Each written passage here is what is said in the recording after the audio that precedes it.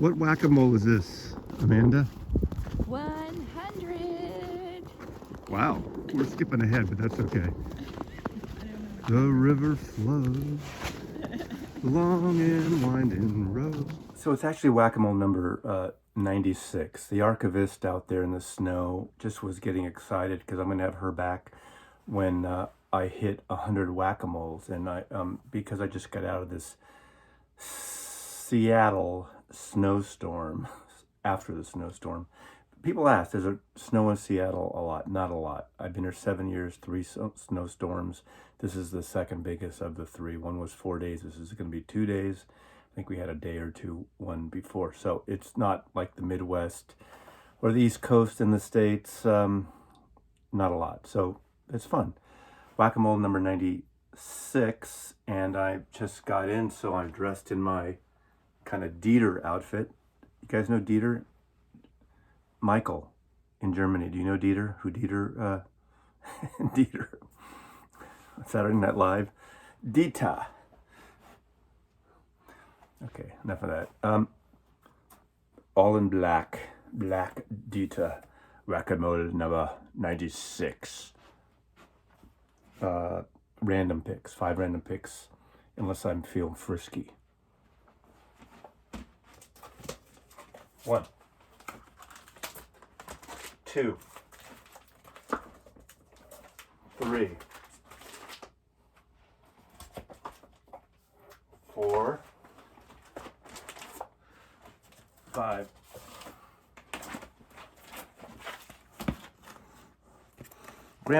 Parsons seems to always come up. Shiloh Records, San Clemente, California. This is a posthumous release of Graham Parsons. These are some early recordings he did.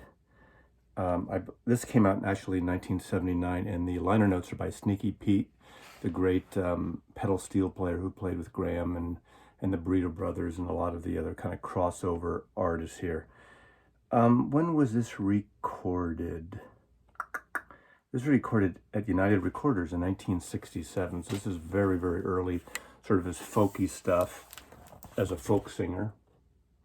This record was reissued some years later, but this is an original copy that came out in 1979 or 1980, as I recall. Let's see, what date? Does it have a date here?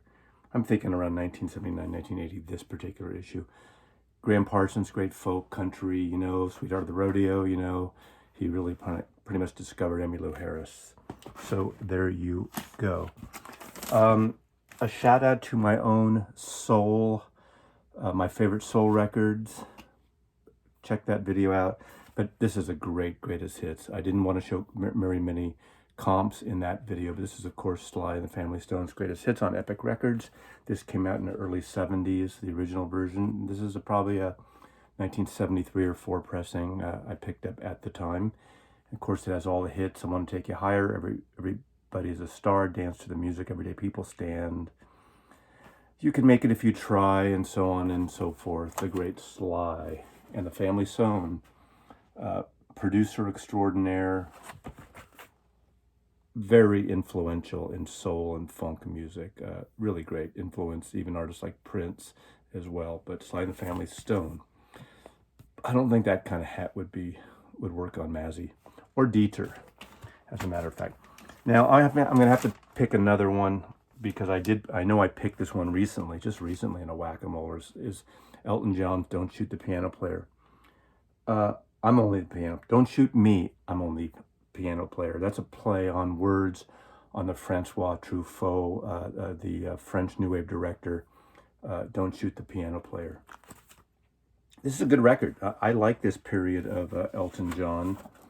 With the book inside, came with the book. Of course, it has Crocodile Rock. You know, fun throwback type of retro type of song. But Daniel on this is great. Elderberry Wine. High Flying Bird. Elton John, Bernie Taupin. Love this period from 1969, 1970 till about 75, 76. I think Elton John could do no wrong. After that, it's hit and miss. Blue Moves is the record that I think is an atrocious record. One good cut on it, and every time I get it, I think I'm going to like it again. I pick a copy up and I hate it, and I dump it. So no blue moves in this house. I've showed this before, I know, but you know, I'm going to pick a couple more just to have to even this out. But Chuck Berry, of course, the great Chuck Berry just died recently, last couple of years. This probably is the best sounding. My friend Coleman always tells me certain records, and he knows more about this stuff than I do, that are great old pressings. And this is a chess mono pressing of Chuck Berry's greatest hits. It beats all the reissues if you really want sound-wise. It's not an audiophile recording, but it just sounds really great and really, just really in the present. I don't know how you describe it. On Chess Records, mono, of course, it has all the hits, you know, Chuck Berry's greatest hits. What can I say? The Beatle connection for me is I got turned on Chuck Berry because of the Beatles, Roller Beethoven, rock and roll music. Number 5 in this first poll is Grape Jam. This is Moby Grape. This is a free-ish jam record that was shrink-wrapped, packaged together with Moby Grape's second album on Columbia called Wow. Wow is a cool record. I don't think I got it initially. After that first debut album, I think a lot of people were disappointed with Wow, but it's grown on me and grown in stature somewhat over the years.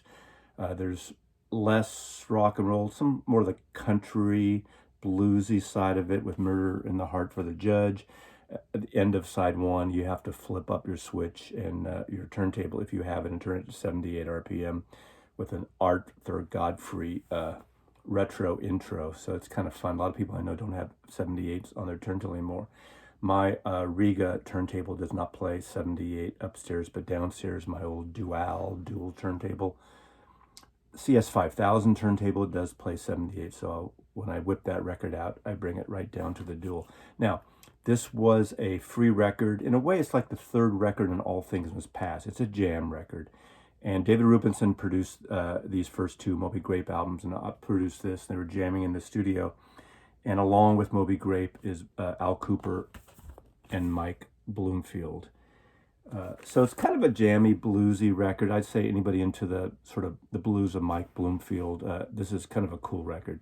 And it came, again, packaged with Wow, which is totally out of print. That's a whole other story because of Matthew Katz or Matthew Cates, their deranged manager at the time.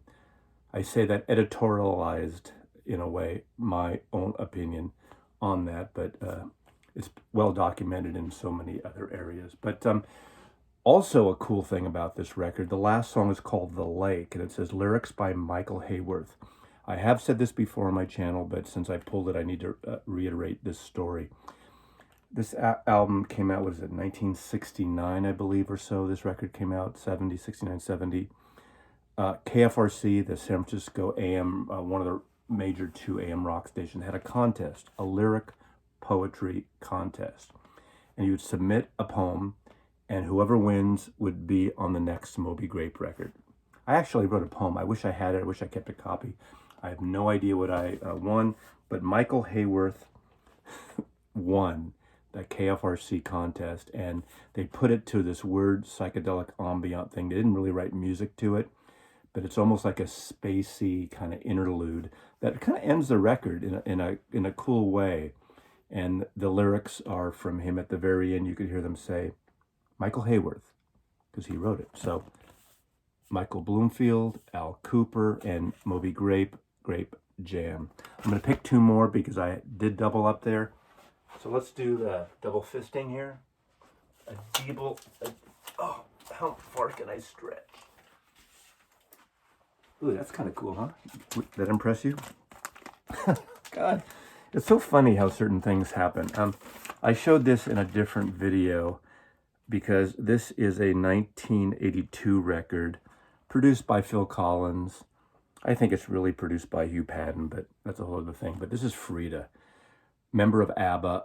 This is a really good record. It's got that 80s drum sound, that Hugh Padden, Phil Collins drum sound, especially on the single, I Know There's Something Going On. And I used it in one of my videos. I think the 1982 video I did.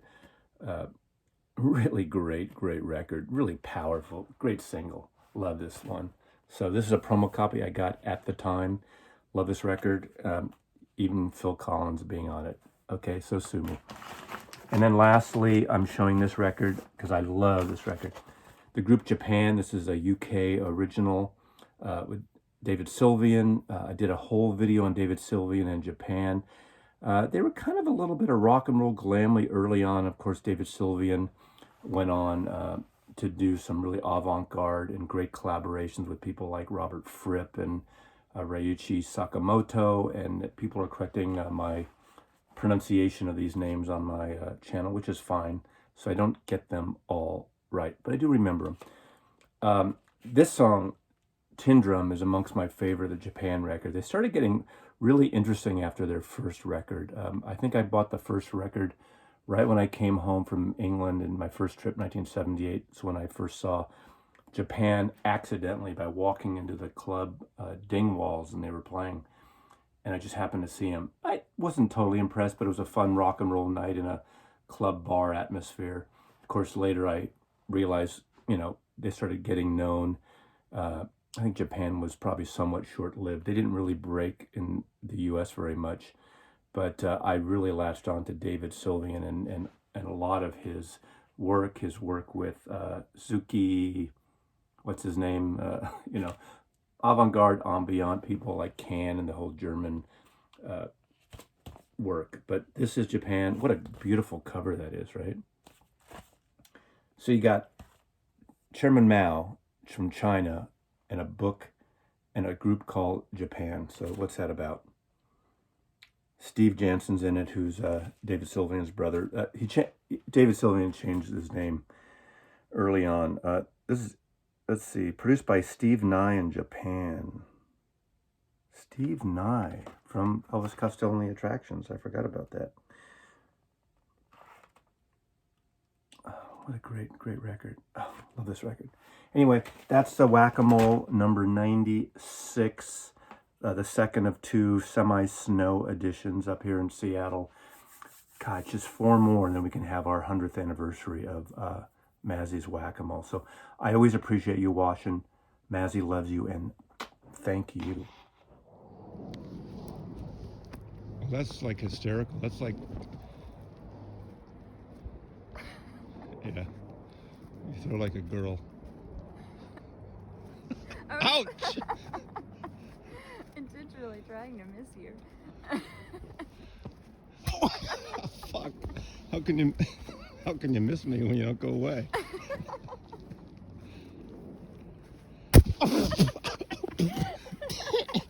Oh, he's down.